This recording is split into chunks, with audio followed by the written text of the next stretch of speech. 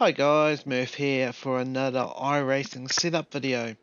This week we're looking at the Legends car from South Boston, which is for week 4 of the 2021 season. Now before we get underway, let's talk about a few disclaimers. Now before we get underway, we'll give you a quick disclaimer. Results may vary depending on the number of things, including time spent in the sim each week, how long you have been sim racing, gear you are using, and the overall talent or skill level you have. Understanding this is just a guide, and you will need to work on this yourself to get the most out of it. These setups are built for me, and because of this you may need to make adjustments yourself to get the car to be as fast as you want.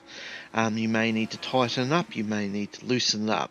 Everyone has their own driving style, and the setup may not be perfect when you first try it.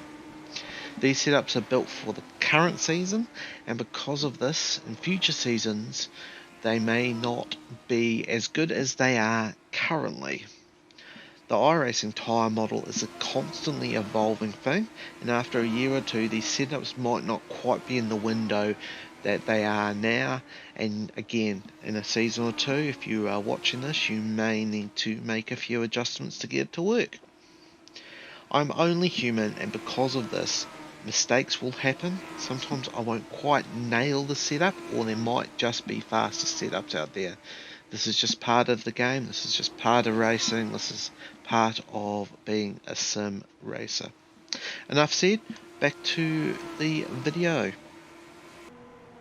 Now we'll jump down into a bit of the nitty gritty, a bit of the technique and what to expect during the race. The biggest thing you can look for is to be very ginger. I can't emphasize this enough.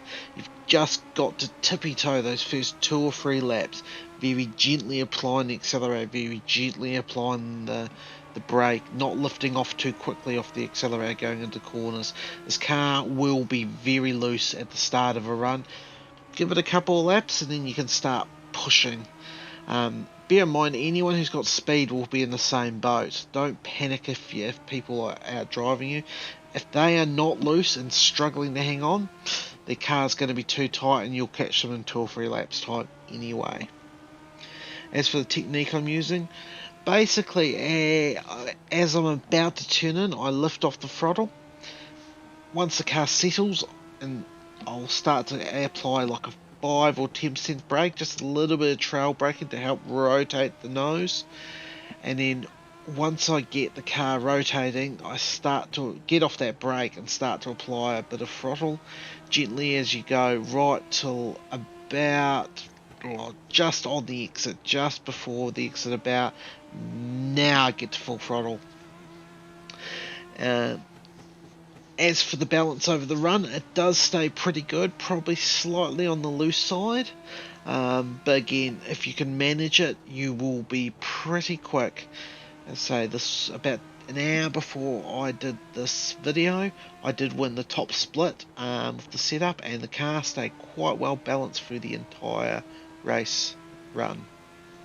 Anyway, moving on to the setup itself. Now, as for the setup, as I've already talked about, it will generally start off extremely loose and then it will come pretty neutral. I did find it start to get slightly taily towards the end. Nothing I couldn't manage, but if you are finding it too loose at the beginning or the end of the run, you can always lower the rear ride height. Bear in mind you may need to raise the front slightly as well to make the car legal. Anyway, I hope you guys found that helpful and useful. Hit me up in the comments if you have, and let me know how your races went. And feel free to hit the old like and subscribe button, and wait and look out for my other videos for this week's setups. Ciao!